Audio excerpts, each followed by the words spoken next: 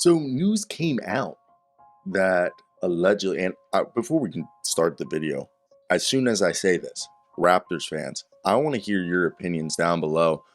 Because personally, I don't believe this being entirely true just because the Raptors aren't this type of team. So the rumor that's going around is that if the Raptors are still at 500, that Masai Ujiri, and this is coming from Zach Lowe of ESPN, with the Raptors hovering around 500 all season, and after losing to the Orlando Magic on Friday, Toronto's 13-13 on the season. The thought is that Masai Ujiri might blow it up. This is coming that Zach Lowe said that the underwhelming start has rival executives watching to see what Masai Ujiri will do with this underachieving bunch. Ujiri is known for taking big swings when things aren't going how he wants on the floor. Fred VanVleet and Gary Trent Jr. both have player options for next season that they're expected to opt out of. If one or both aren't seen as part of the future, Ujiri could choose to get aggressive on the trade market. The Raptors are also expected to evaluate the long-term viability of Pascal Siakam, OG Anunoby, and Scottie Barnes playing together. All three are similar size, long arm players, but there are questions about the floor spacing when all three are in the same lineup. Now, obviously Scottie Barnes is untouchable. And I'm a huge Nick Nurse fan ever since I read his book, Rapture. If you ever have time, read the autobiography by Nick Nurse. One of the better autobiographies up there is with Phil Jackson's. George Carl's is good too, in KG's. But you have a guy, Pascal Siakam, making 35.4. I like Siakam. I don't think you move Siakam.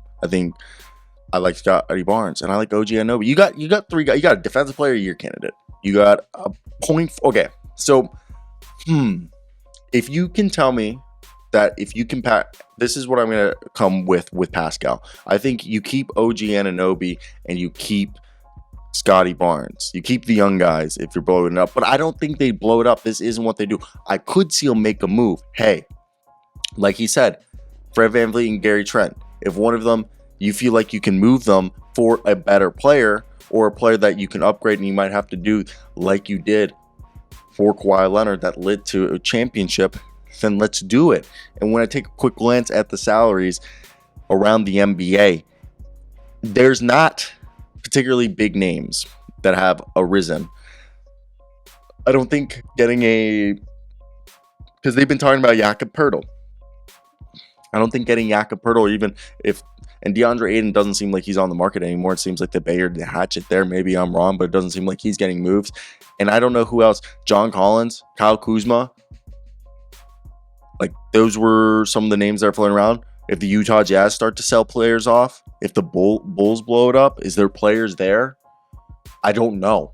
I don't know if there's a market right now for someone that puts you over the thread. If you can tell me that the Raptors do want to make a move, though, for a guy like a Miles Turner, $18 million. We look at the team right now. All right, you could actually move Gary Trent for that. Would they want to do that? You might have to attach some picks, or Gary Trent, Malachi Flynn, or something like that, and some picks. I would do that. That's kind of Miles Turner would be a good center for them. While at the same time, I don't think that pushes you over. I don't think that's the move that pushes you over as a championship team.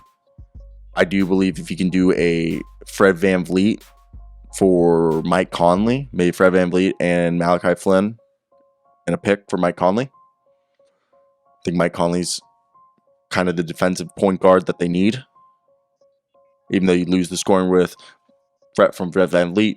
But I just don't see this as a team that's blowing up. Now, if they do blow it up, who are they sending out first? Who's going? It gets hard because you look at the Raptors, and as a team, you got to look at the roster, and it gets hard. It gets hard, in my opinion, because I don't know who's the right guy, who isn't, and that's due to the fact that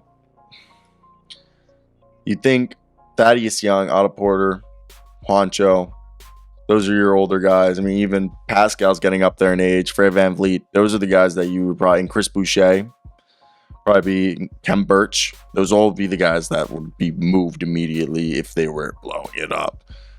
Now, Gary Trent, would you keep him around or would you try to also trade him? He would probably also be traded because he would just walk in free agency then at that point, even though he's 23 years old. I would try to keep him because he's 23 years old.